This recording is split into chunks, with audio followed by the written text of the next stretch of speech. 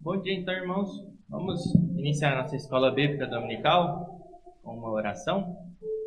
Senhor Deus amado, te louvamos, Senhor, por mais esse dia, Senhor. Te louvamos pela tua palavra, porque se revelou a nós, Senhor, e que possamos agora, Senhor, iluminados pelo teu Santo Espírito, conhecer quem tu és, Senhor, e possamos entender os teus ensinos, Senhor, e praticá-los, Senhor, dia após dia, viver pela tua palavra, Senhor. Te oramos isso em nome do teu Filho, Jesus Cristo. Amém. Muito bem, então hoje a gente está em qual mandamento? Acabou o quarto, né? A gente está indo para o quinto mandamento. Aí qual que é o quinto mandamento? Honrar pai e mãe. Então domingo passado eu falei os 10 mandamentos em ordem reversa, eu falei um errado e ninguém me corrigiu.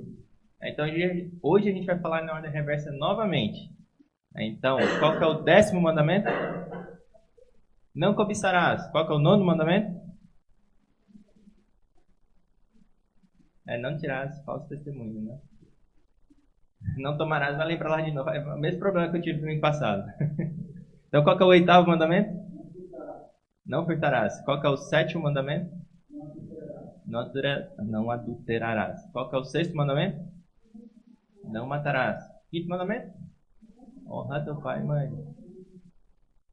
4º mandamento? Lembra do dia de sábado para santificar. 3º mandamento? Não tomará o nome do Senhor teu Deus em vão. E o mandamento que eu falei errado no domingo passado foi o 2º mandamento? Não. Pô, peraí. 3º mandamento, né, agora? Calma lá. Não, 3º mandamento. Ah, isso. Aí eu tô atrapalhando vocês, né? 3º mandamento já foi, não tomarás. 2º mandamento? Não farás para ti imagem de escultura. Eu falei o 9º mandamento domingo passado e ninguém me corrigiu. 1º mandamento? Não terá outros deuses diante de mim. E o prólogo dos 10 mandamentos? Sou o Senhor teu Deus. Te tirei da casa do Egito. Da terra do Egito e da casa da servidão.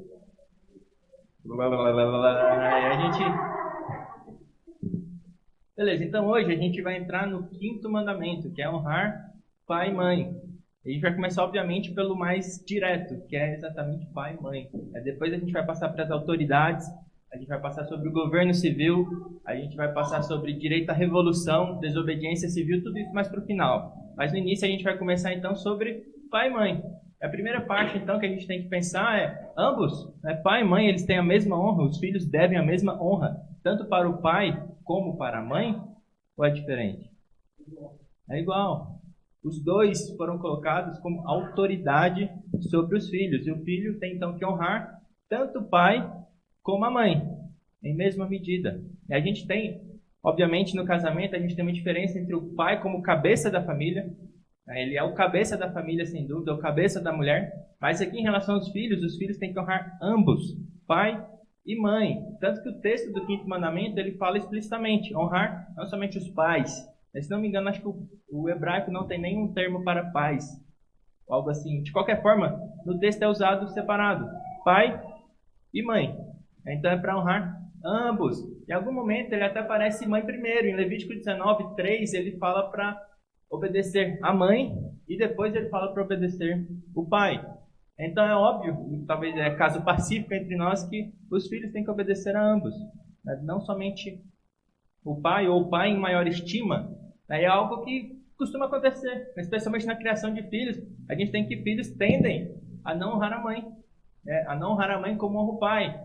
Provavelmente porque o pai é mais forte, ou alguma coisa nesse sentido. Eles acabam não honrando tanto a mãe quanto deveriam. Colocam o pai como uma honra, uma obediência maior ao pai. E isso, obviamente, é errado. E a Bíblia, inclusive, ensina que não depende a honra dos pais dos pais, do pai e da mãe, ao pai e à mãe, não depende das condições físicas, muito menos da idade. Se a gente vê lá em Provérbios 23, 22, fala, ouve a teu pai que te gerou. Aí não desprezes a tua mãe quando vier a envelhecer. Então, independente de condição física e de idade, os filhos têm que honrar a ambos, pai e mãe. Na verdade, em livros que eu estou lendo, fala que toda vez que a mãe comanda o filho, fala com o filho tem que ver também a sombra do pai atrás da mãe.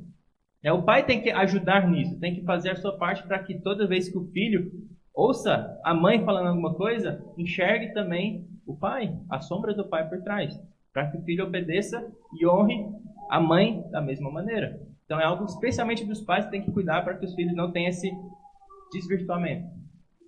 certo? Tanto aí acho que é sem problema, certo? Pai e mãe, honra igual. Então qual que é o papel dos pais? Qual que é o papel predominante dos pais? Quando a gente está falando nesse mandamento. Então a gente fala sobre a obediência dos filhos, vamos falar sobre o que os pais têm que fazer.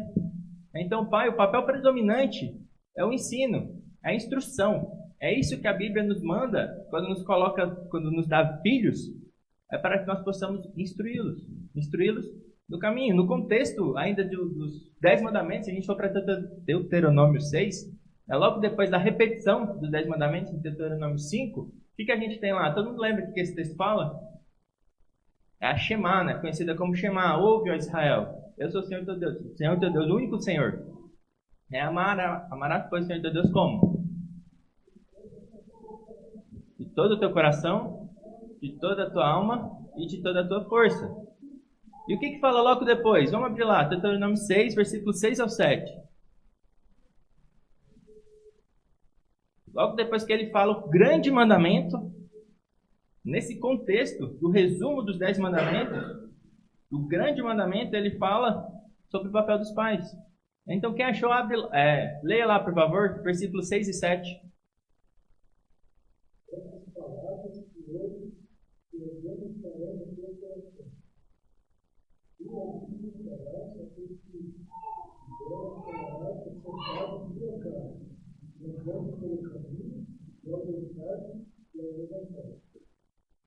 Então aqui Deus está falando que os pais têm que inculcar a lei de Deus, tem que dar essa instrução, esse ensino para os seus filhos. Em qual momento?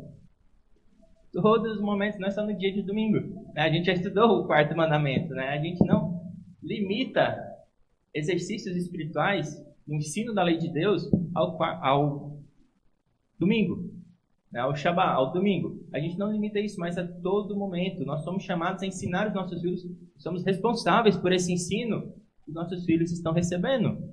E geralmente essa ideia de instrução, quando tem alguém, um tutor, alguém que está aprendendo, essa relação entre aquele que ensina e aquele que está sendo ensinado é tratado como pai e filho. Quando a gente vê lá em Provérbios, que tem vários ensinos, como é que ele fala? Ele chama aquele que está sendo ensinado de filho, enquanto ele está instruindo. Então essa ideia de aquele que ensina é tratado, essa relação entre o que ensina e aquele que é ensinado é pai e filho. Porque o papel mais importante que os pais têm é ensinar.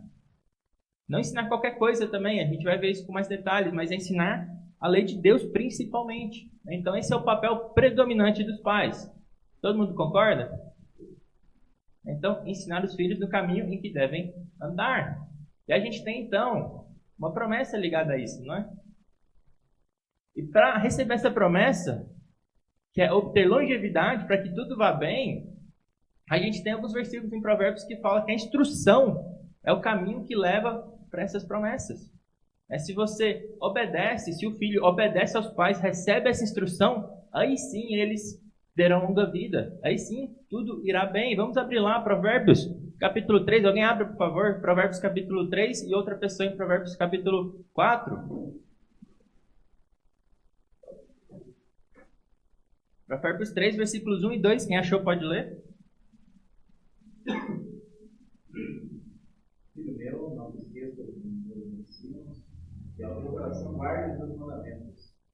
E eles aumentarão os seus filhos e te acrescentarão anos de vida e paz. Então, guardar o ensino está ligado a acrescentar anos de vida e paz. Obedecer aos pais está ligado a obter anos de vida e paz. Provérbios 4, 10.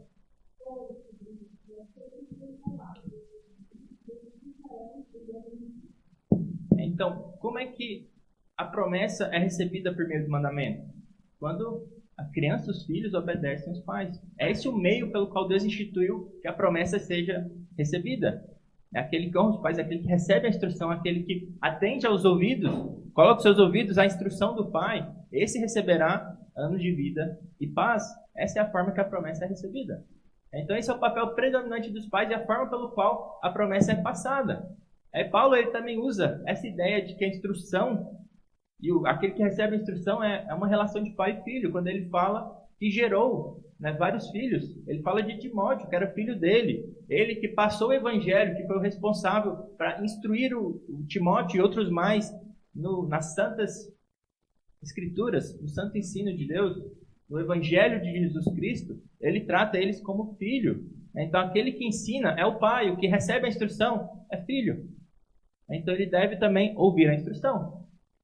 Certo? Jesus também, quando ele fala, ainda nessa ideia de instrução, né, a relação pai e filho para aquele que ensina e que é ensinado, Jesus também dá essa ideia. Jesus, ao responder sobre a mãe e os irmãos, o que ele fala lá? Vamos abrir lá nesses dois textos, Lucas 11 e Mateus 12. Então alguém abre em Lucas capítulo 11 e outra pessoa em Mateus 12.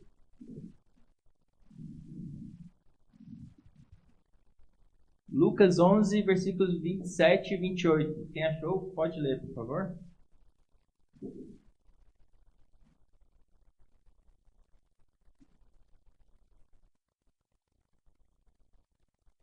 Lucas 11, 27 e 28.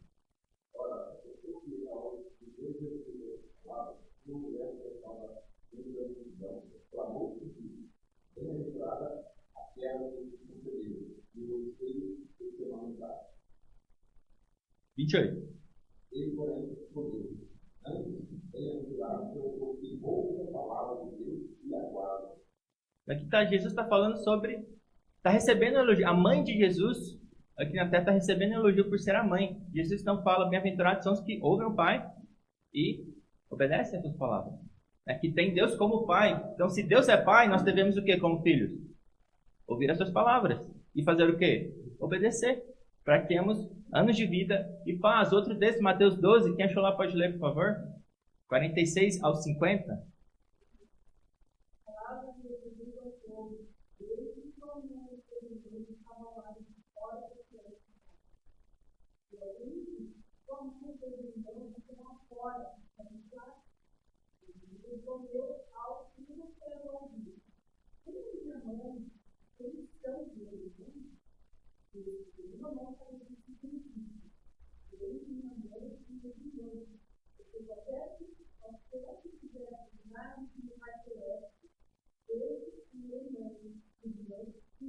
Eles têm de toda a família, né? Todos nós que somos agora filhos de Deus, eles têm de toda essa família aqueles que ouvem a Deus, aqueles que amam a Deus e fazem o quê? A vontade de Deus, ou seja, escutam a palavra de Deus e fazem a vontade do Pai deles. Então essa é a relação que a gente tem entre pai e filho. Aquele que instrui é aquele que é instruído pelo seu pai, pelos seus pais. Certo? Então, uma instrução geral, né, incluindo matérias seculares, por assim dizer, não é a essência da paternidade. Então, a instrução, sem dúvida nenhuma, é o papel predominante da paternidade, mas a essência não é a instrução em qualquer matéria, qualquer disciplina, até porque os pais normalmente não vão ensinar toda e qualquer disciplina aos seus filhos. Muitas coisas ele aprende por outras pessoas também. Mas inculcar o conhecimento de Deus para que o filho tenha um relacionamento com ele seria a essência da paternidade. Então você deve sim ser o responsável por qualquer tipo de instrução que seu filho receba, mas a essência de tudo é a palavra de Deus. A disciplina, a matéria mais importante que ele tem é conhecer a Deus. O Deus vive tendo um relacionamento com ele, como a gente tem em Provérbios 1:7. O temor do Senhor é o princípio do saber, mas os loucos desprezam a sabedoria e o ensino. Então o temor do Senhor é o princípio de tudo, é o princípio do saber. Qualquer instrução que ele vai receber de fora, se ele não teme a Deus, ele não vai obter sabedoria. Então a base para todo conhecimento é Deus. Se Deus não existisse, nós não poderíamos aprender nada, nós não teríamos um universo ordenado. Então o princípio de todas as coisas é Deus, é o fundamento de tudo. Se ele não tem esse fundamento, esse princípio, que é a essência da paternidade, não importa qualquer outra coisa que ele busca aprender, ele não vai aprender direito, ele não vai obter sabedoria. Ele não será realmente sábio se ele não tem o temor do Senhor. Então a essência dessa instrução, a essência da paternidade, não é inculcar qualquer disciplina que você tenha aí, obter um diploma secular, mas é andar nos caminhos do Senhor, é conhecer a Deus, porque é somente conhecendo que a gente vai ter um relacionamento com Deus. Então essa é a essência. Então a paternidade envolve sim transmitir toda a tradição, todo o conhecimento, toda a experiência que os pais têm em todas as áreas possíveis. Qualquer que seja o conhecimento que o pai tem, ele deve transmitir para os seus filhos. Mas a essência, então, é sempre a lei. É especialmente a lei. É o que a gente viu em Deuteronômio 6. Lá muitas vezes fala sobre todo tipo de instrução, mas sem dúvida nenhuma, todos que falam naquele texto colocam que a essência, o principal, é a lei de Deus. Sem a lei de Deus, não podemos andar de forma sábia no mundo. Certo? Muito bem. Então, a conexão entre instrução e paternidade, ela não implica que é uma tarefa exclusiva dos pais, que é algo que muito se discute hoje em dia. Né? Quem é que tem a exclusividade sobre o ensino dos seus filhos? A gente tem muitos exemplos, desde a antiguidade, sobre tutores que eram responsáveis pela criação de filhos, especialmente se tratando em contexto de reis e pessoas assim que tinham bastante poder. Moisés, por exemplo, ele foi educado em toda a ciência do Egito. Ele foi educado não somente pelo faraó ali, por assim dizer, muito, pelo contrário, né? Muito provavelmente ele foi educado por várias outras pessoas, menos pelo faraó. E o livro de Provérbios, então, são também instruções de alguém que não é o pai, para não o pai biológico daqueles filhos. Então a gente tem essa ideia, que talvez é bem discutido hoje em dia, né, que a conexão entre instrução e paternidade não é um papel exclusivo dos pais. Certo? Você pode, por assim dizer, delegar essa tarefa ou pedir a ajuda de outras pessoas para que seus filhos sejam instruídos. E a gente tem exemplos também das escolas rabínicas, desde o tempo de Jesus, um pouco antes lá, não sei se tem a data muito precisa de quando começou, mas eles começaram a ser centros de instrução também. Então, muitas vezes, os judeus enviavam os filhos para as sinagogas, para as escolas rabínicas, para receber todo tipo de instrução também. Não diretamente pelos pais, mas também por outros mestres.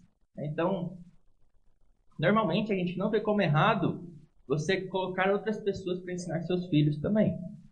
Certo? É um ponto que é um pouco importante a gente discutir isso nos nossos dias, que muito se fala sobre homeschooling, sobre ensino domiciliar, e muitas vezes ainda se coloca um peso sobre quem não faz ensino domiciliar.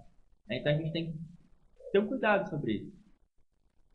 Mas não podemos negar, também ele fala, né, acerca dos ensinos terceirizados, por assim dizer, né, que a gente não pode negar o desenvolvimento de uma educação fora do ambiente familiar, dessa educação institucionalizada. Né? Então isso se desenvolveu bastante, pode ser muito útil, mas a gente tem que tomar muito cuidado, sem dúvida nenhuma. É como a gente não pode negar a importância dos pais como professores de seus filhos. Mas também não é algo que a gente pode deixar totalmente de lado. Existe um ensino lá institucionalizado, onde você pode enviar seus filhos e eles vão ser educados em várias disciplinas. Mas a gente não pode negar a importância, a necessidade dos pais também como professores, né, como mestre dos seus filhos. Então não é algo que a gente faz ou um ou outro. Mas, sem dúvida nenhuma, você pode fazer talvez um ensino totalmente seu, domiciliar, mas você não pode jogar para alguma instituição e ignorar o ensino do seu filho. Afinal, o Deuteronômio fala quem está lá instruindo a todo momento. Seu filho não estará a todo momento em uma instituição. Seu filho passará uma boa parte do tempo com os pais.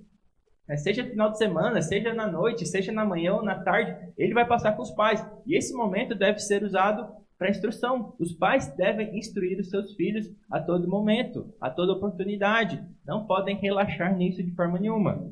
Então, se por um lado a gente fala que não é errado colocar instituições, a gente tem que qualificar talvez quais tipos de instituições a gente coloca, que não é assim também, qualquer instituição de ensino está ok, né? Não existe ensino neutro, por assim dizer. Ou exatamente, né? Não existe ensino neutro.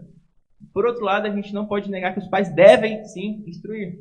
Né? Tem a sua parte, a sua participação. Em ambos os casos, os pais são os responsáveis.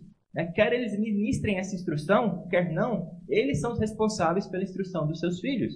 Então, eles têm que saber exatamente o que está passando naquela instituição em que ele colocou seus filhos. Eles têm que saber exatamente o que está sendo ensinado, quais são os valores, a filosofia daquela instituição, porque aquilo lá vai ser também inculcado na cabeça dos seus filhos.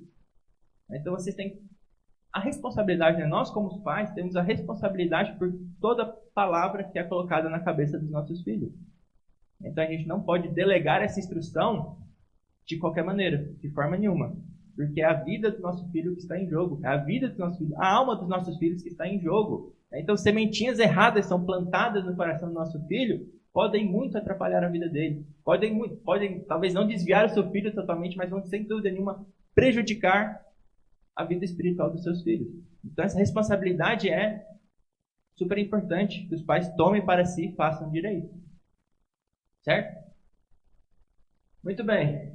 Especialmente quando a gente fala dos primeiros anos de vida, geralmente nesse momento, os pais têm quase que exclusividade sobre os filhos.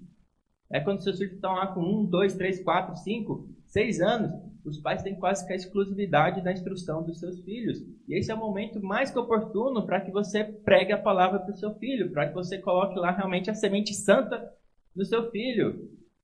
Que ele conheça o evangelho já de cara, porque aqueles anos são extremamente importantes. Tudo que ele aprender naquele momento, sem dúvida, ele vai lembrar por toda a sua vida. Então esse é o momento que a gente vai ter cânticos, orações, histórias bíblicas, ensinar o evangelho, a essência do evangelho. Em cada história bíblica a gente demonstra e explica como que o evangelho se encaixa ali, o que aquilo fala sobre o evangelho, sobre Jesus Cristo, sobre o seu filho, sobre o pecado dele, sobre o coração dele, sobre como ele pode ser liberto daquilo lá, como ele pode ter uma vida eterna com Deus. Esses são momentos extremamente importantes que vocês não podem deixar de lado na infância dos seus filhos. Porque aquilo lá vai, de fato, influenciar toda a vida dos seus filhos, mais do que quando ele estiver um pouquinho mais velho. Então, são momentos que a gente tem essa exclusividade, onde, graças a Deus, o Estado não quer tomar essa exclusividade ainda, e a gente pode, então, inculcar isso nos nossos filhos. Moisés recebeu essa instrução sobre Deus quando? Antes dele ser levado para o Egito, ele foi dado para sua mãe de volta, e ele foi cuidado, e sem dúvida nenhuma foi nesse momento que ele recebeu toda a tradição dos judeus e a lei de Deus. Esse é um momento extremamente relevante para a vida dos nossos filhos, então não deixemos isso de lado. Nossos pequenos precisam de instrução.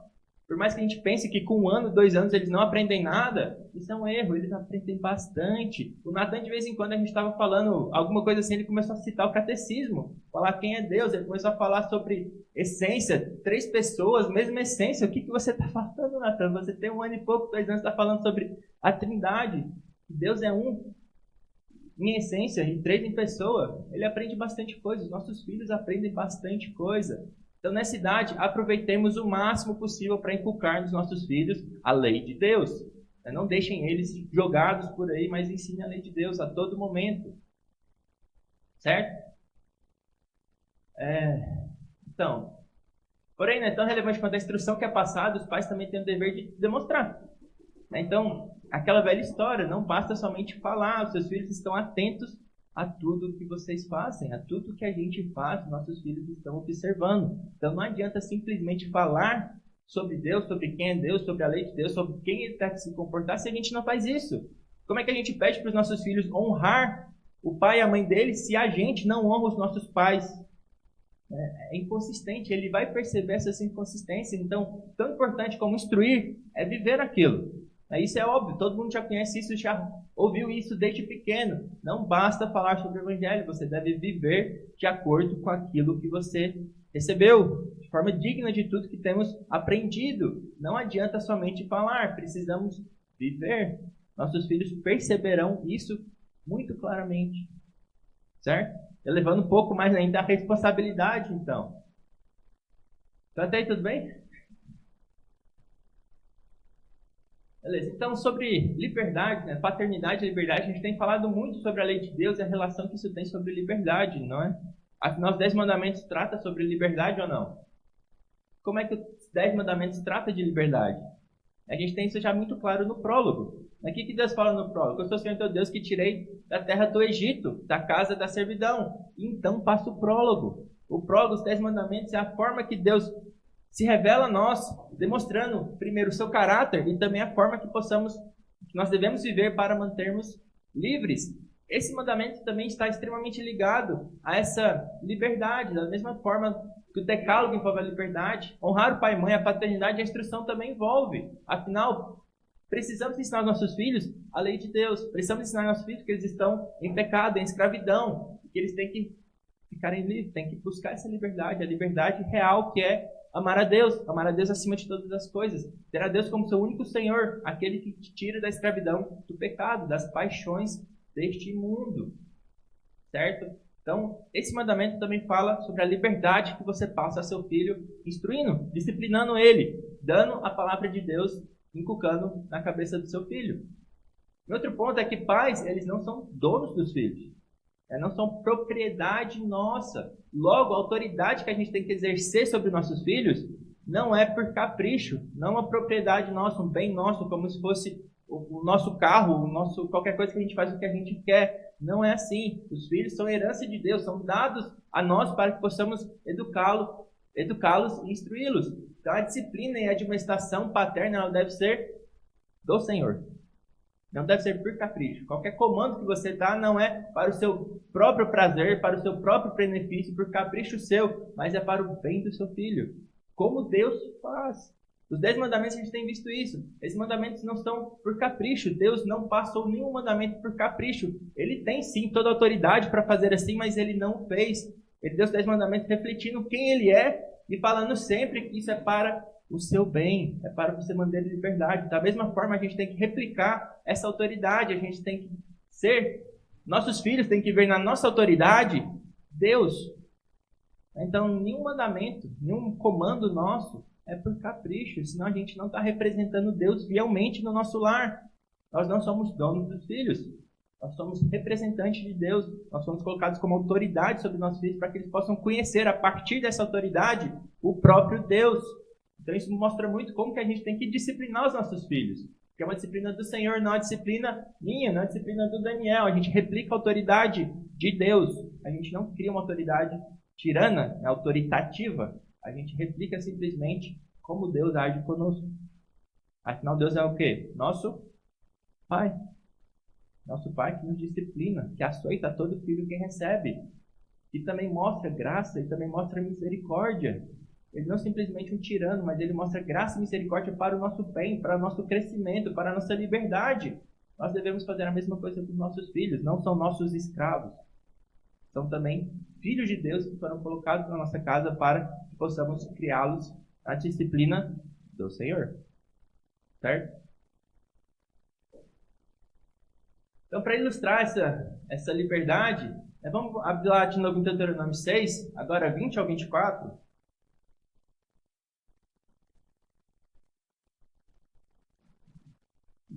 Deuteronômio capítulo 6, versículos 20 ao 24. Quem achou lá pode ler, por favor.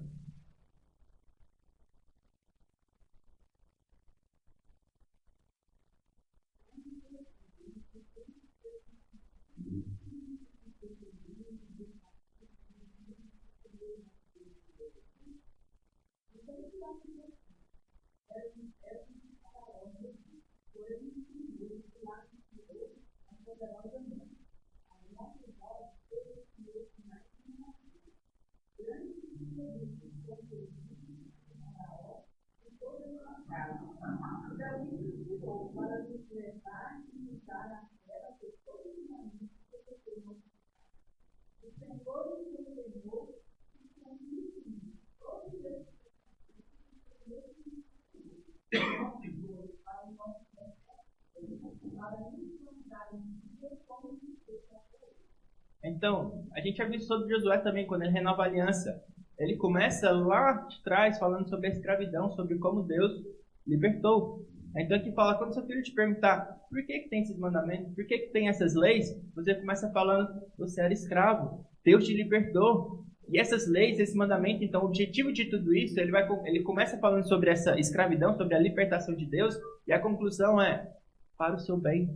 Esses mandamentos é para a sua liberdade, é para o seu bem, é para que você cresça saudável, é para que você cresça em sabedoria, é para que você cresça em estatura, é para que você cresça em graça diante de Deus. Isso é para o seu bem. Então isso aqui é a demonstração mais clara da liberdade que nós temos, que é fundada nos mandamentos, na lei de Deus. Então é impossível falar de liberdade em Cristo, se a gente não fala sobre a lei também.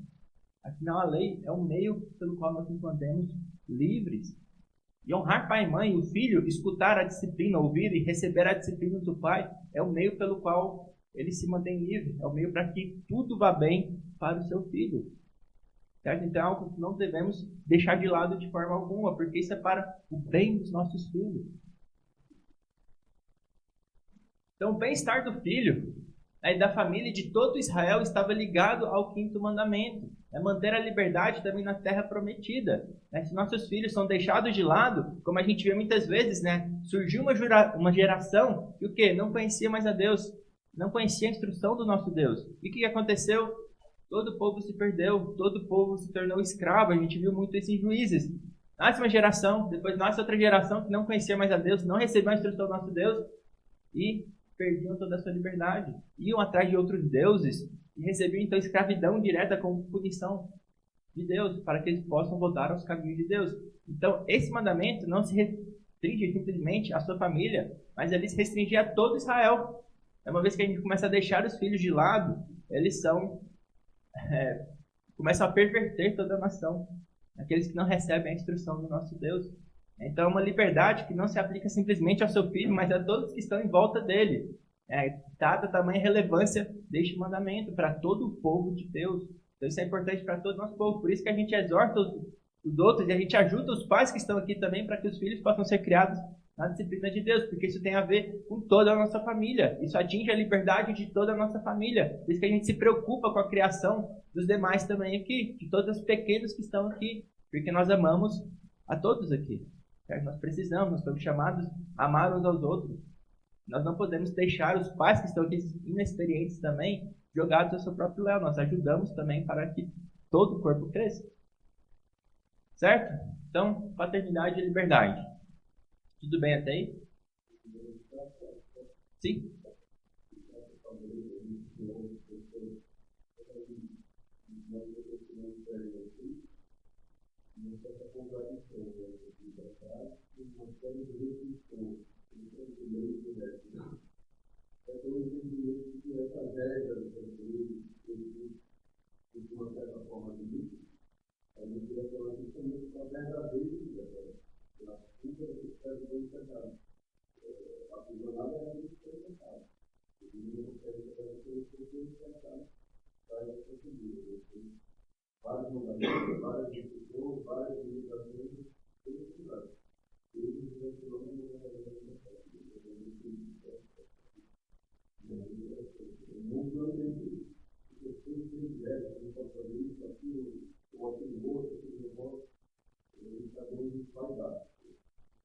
Está trocando o senhorio de Deus pelo senhorio do pecado, né? Pelo senhorio das suas próprias paixões, pela escravidão do pecado. O mundo realmente não entende. Ele acha que uma liberdade é impossível ter liberdade, é impossível ter uma sociedade sem leis.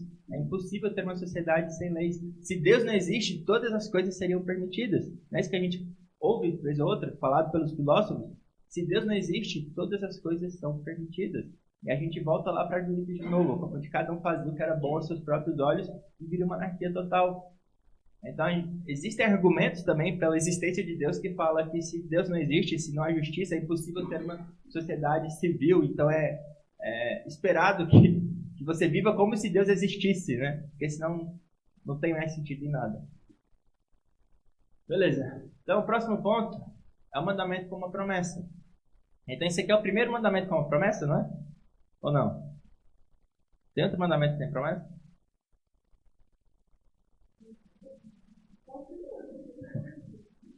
Paulo fala isso, né? Paulo fala que é o primeiro mandamento com uma promessa. Se a gente lembrar lá do segundo mandamento, ele fala alguma coisa parecida? Ninguém lembra do segundo mandamento. Ninguém lembra que Deus falou que ia amaldiçoar até a terceira geração e ia fazer o que depois? Daqueles que não temem a Deus, né? Mas para aqueles que temem a Deus, que cumprem a Deus, abençoaria até a 1000ª geração, 1000 gerações. E Paulo de fato fala que esse aqui é o primeiro mandamento com uma promessa. Talvez falando ali sobre mandamentos que temos uns com os outros, porque aqui a gente entra na parte, esse primeiro mandamento que a gente entra na relação uns com os outros. A gente já falou sobre isso aqui, né? Do 1 ao 4, são mandamentos que tratam da nossa relação com quem? Com Deus. E do 5º ao 10º, a relação uns com os outros. E, geralmente, quando a gente fala o resumo dos 10 mandamentos, a gente tem 2, não é? 2 grandes mandamentos. Quais são? Amarás a Deus, acima de todas as coisas, e amarás ao teu próximo como a ti mesmo. Então, seriam 2 resumos para essas 2 partes que a gente dividiu. Então, nesse mandamento, a gente tem, de fato, uma promessa. E a promessa aqui, ela deve ser entendida à luz da instrução para a liberdade que a gente acabou de falar, sobre como essa instrução é para o bem do seu filho, como é para o bem dos filhos, que a gente falou anteriormente. Então, Deus recompensa isso, recompensa os filhos que honram seus pais. Os pais têm o quê? Recebido a instrução dos seus pais. Os pais que ensinam seus filhos, que instruem seus filhos, e os filhos que honram a esses pais, eles serão recompensados. Ou seja, no mandamento lá na versão de Êxodo fala que teria uma vida longa, na versão de Deuteronômio fala que tudo iria bem para ele. Então essa aqui é uma promessa que Deus dá a todos os filhos que ouvem a instrução do seu pai, dos seus pais, e seguem e cumprem aquela instrução, certo? Então, essa promessa ela não deve ser vista, acima de tudo, como absoluta. É como alguma coisa aplicada a cada indivíduo de forma específica e ampla. É que a gente tem, talvez assim, muitos podem ir bem, por exemplo, e ter uma vida curta. A gente vai falar, eles não honraram pai e mãe? Então a gente tem exemplos que realmente isso acontece, de pessoas que são bem piedosas, que honram seus pais e suas mães, e acontecem calamidades. A gente tem um texto muito conhecido de Paulo, que ele fala que sabe passar o quê? Fome e fartura. Ele sabe receber o bem, como sabe receber o mal. Tudo para a glória de Deus. Em todas as coisas, tudo posso naquele que me fortalece. Né? Posso passar fome, posso ser honrado. Então essa promessa ela não deve ser vista assim de maneira absoluta, como você vai viver 100 anos se você honrar seus pais, se você morreu cedo é porque você não honrou seus pais. Então isso realmente seria um absurdo. A gente tem também que ter uma vida longa nem sempre está ligado a ir bem. A gente tem Salmo 90, que é o Salmo de Moisés. Ele fala que os seus últimos dias vão ser como? Canseira e enfado. Então, quanto mais velho, não necessariamente vai ir tudo bem. Você vai ter sofrimento também, né, dessa ação da velhice, né, do pecado que entrou no mundo. A gente ainda vê ímpios prosperarem, que é algo que muitas vezes isso abala muito os nossos irmãos. Os ímpios prosperando, eles pensam, por que aquela pessoa lá só cola na escola e passa em tudo e recebe o diploma e não sei o que lá. Aquela pessoa só faz coisa errada e prospera. Aquele lá no trabalho, ele só faz coisa errada e não é pego. A justiça não põe ele em cadeias, ele só prospera e recebe dinheiro atrás de dinheiro. E como fala ali em Jó, né, eles vão em paz aos túmulos. Que negócio é esse? Os ímpios prosperando dessa forma. Aí a gente lembra do primeiro salmo lá do segundo livro, acho que é o primeiro, que é o Salmo 73, que fala que meus pés quase se resvalaram quando viu a prosperidade dos ímpios, até que eu cheguei aonde? Na casa de Deus, no trono de Deus. E eu me atendei para o quê? Para o fim desses ímpios. Então, se a gente considerar não somente esse tempo aqui, terreno, mas também a eternidade, aí sim a gente pode falar sobre o que é ir bem, sobre o que é realmente prosperar, sobre o que é ter uma vida longa, quando a gente atenta para o fim daqueles ímpios e para o fim daqueles que são piedosos, que escutam a Deus, que honram a Deus, não importando quão mal vá na vida deles, que não blasfemam a Deus como Jó fez. Esses sim serão recompensados, não somente aqui na terra, mas por toda a eternidade. Os ímpios não se aflijam com a prosperidade dos ímpios. Deus é justo, Ele é o juiz de toda a terra, Ele fará justiça. Ele pedirá contas de todos esses ímpios. Não se preocupem com isso. Deus fará justiça. Preocupem apenas com honrar a Deus, honrar a seus pais. Deus vai dar a recompensa certa. Jesus vem com ele o galardão. Esperemos com confiança a Jesus Cristo, a volta de nosso Jesus Cristo. Mas essa promessa também, se a gente lembrar, ela é reiterada também no Novo Testamento. Paulo fala sobre essa promessa lá em Efésios 6, quando fala dos filhos, honrar os pais, depois fala também dos pais, sobre como deve disciplinar os filhos. Então, a regra geral, ela ainda é válida. A gente não coloca ela de forma absoluta, mas a regra geral ainda é válida. Se os filhos honrarem os pais, eles terão uma vida de paz, as coisas irão bem, eles terão uma vida longa. De maneira geral, sim. Bênçãos aqui na terra e não somente no porvir. Eles receberão bênçãos, sim. Isso é óbvio que a gente vê também. E a gente tem em 1 Timóteo 4,8, então, Paulo falando para Timóteo que o exercício físico para pouco é proveitoso. Ele está falando que não é proveitoso, que vocês podem viver de qualquer maneira sedentários. Mas o exercício físico para pouco é proveitoso, mas a piedade para tudo é proveitosa. Então, muitas vezes a gente está falando sobre jejum, como exercícios físicos, não exatamente como espirituais, mas de maneira geral a piedade para tudo é proveitosa, porque tem a promessa da vida que agora é, não somente por vir, mas que agora é e que há de ser. Então a piedade ela é proveitosa não somente para a eternidade, mas para aqui também. Nós oramos para que tenhamos paz na terra, para que tenhamos paz aqui nessa vida. Então a piedade é proveitosa para o aqui, para o agora, como para a eternidade. Certo? Então, essa é a regra geral. E filhos precisam de sabedoria. Filhos precisam de sabedoria porque eles não nascem sábios. A gente sabe muito bem disso. Basta olhar para os jovens aí, especialmente os jovens dos nossos tempos, que não são criados na disciplina do Senhor. Tem tudo menos sabedoria na cabeça deles. E a sabedoria é o quê? É fonte de vida. Ela é fonte de vida. Quantos jovens não morrem porque eles não têm sabedoria? A sabedoria é fonte de vida, para aqui, para agora e para a eternidade.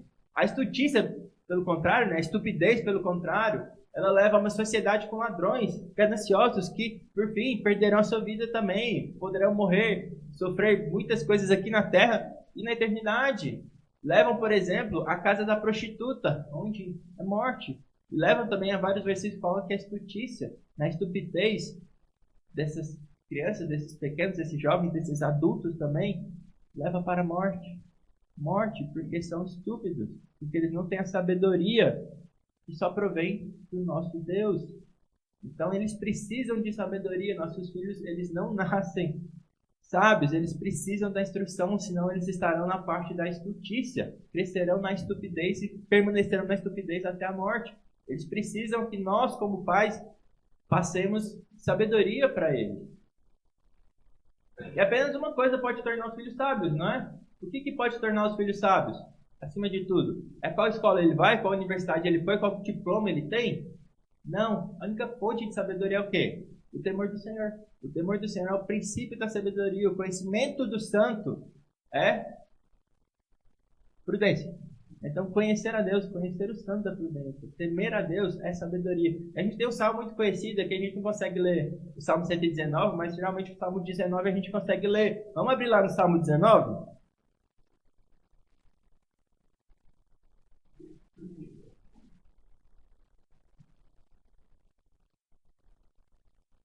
Salmo 19, versículos 7 ao 11.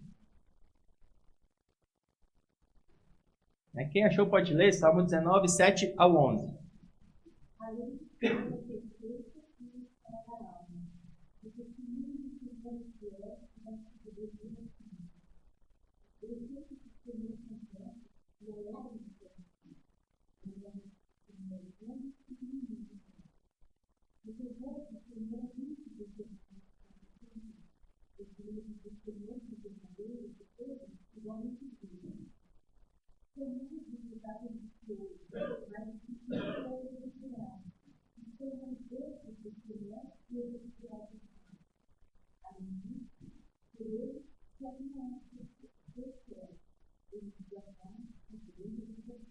Guardar a lei do Senhor é a grande recompensa. Esse aqui é o salmo que deixa muito claro a relevância da lei, como isso dá sabedoria, que fala da sabedoria ao simples. A palavra que é usada para o simples é porta aberta. Aqueles que têm a mente aberta são simples, são estúpidos. Qual é que deixa a porta aberta para o seu filho pequeno que está aprendendo a abrir a porta? É estupidez, ele vai sair e vai se dar mal. Aqueles que não têm critério sobre o que entra na sua mente, o que deve sair da sua mente, são estúpidos. Aqueles que têm a mente aberta, de acordo com a palavra de Deus, são estúpidos, eles precisam de sabedoria. E a sabedoria, para ter esse critério do que é bom, reter o que é bom, só vem pela lei de Deus. Sem a lei de Deus, para que a gente possa julgar todas as coisas e fechar a nossa mente somente com coisas sadias, que são valorosas, que têm valor, que tem, como é Filipenses 4 lá, como é que fala mesmo? Tudo que é bom, tudo que é fiel, tudo que é perfeito, puro, que tenha boa fama, seja isso que ocupe a sua mente. E só poderemos ocupar a nossa mente com coisas boas se temos a lei de Deus como nosso guia, como aquilo que a gente pode provar as coisas e testar as coisas. Somente a lei de Deus que dá sabedoria. Como é que a gente vai deixar de instruir os nossos filhos na lei de Deus? Eles não vão conseguir sabedoria de outra forma. Aquela escola, aquela universidade não vai dar sabedoria, somente a lei de Deus. É o princípio de todas as coisas, é o fundamento de todas as coisas. Todo o ensino que ele vai ter no mundo vai vir recheado de outras coisas. Vai vir recheado também de coisas ruins. Para que ele possa reter o que é bom, ele precisa de um firme fundamento. E esse é o papel essencial da paternidade. Dar esse firme fundamento para que ele possa julgar todas as coisas do mundo. Por isso que a gente se preocupa bastante com a infância, que a gente até protege bastante os nossos filhos, porque eles ainda não têm esse fundamento super firme. A gente não pode lançar os nossos filhos no mundo sem eles estarem preparados. Senão eles não vão julgar entre o que é bom, o que é reto, o que é certo e o que é errado. Eles vão se dar mal. Por isso que a gente se preocupa bastante com a infância deles, para firmar eles na lei de Deus, que é a fonte da sabedoria. Por isso que a gente fala de Deus quando a gente deita, quando a gente levanta, quando a gente assenta no caminho, em todos os momentos que a gente coloca nos umbrais das portas, em todos os lugares, a gente coloca a lei de Deus porque é a única fonte de sabedoria. E é isso que a gente deseja para os nossos filhos. Não é um diploma qualquer, mas é a verdadeira sabedoria, que é proveitosa para o aqui e agora e para toda a eternidade. Certo? Tudo bem até aí? Depois, eu acho que começa a falar então de disciplina e falar sobre a parte dos filhos também, né? Até aqui a gente fala um pouco mais sobre a parte dos pais, a importância dos pais em relação a esse mandamento também. Certo? Até aí, tem alguma dúvida que vocês queiram falar para a gente encerrar ou algum comentário? Certo. Então, pastor, pode orar para a gente para encerrar, por favor?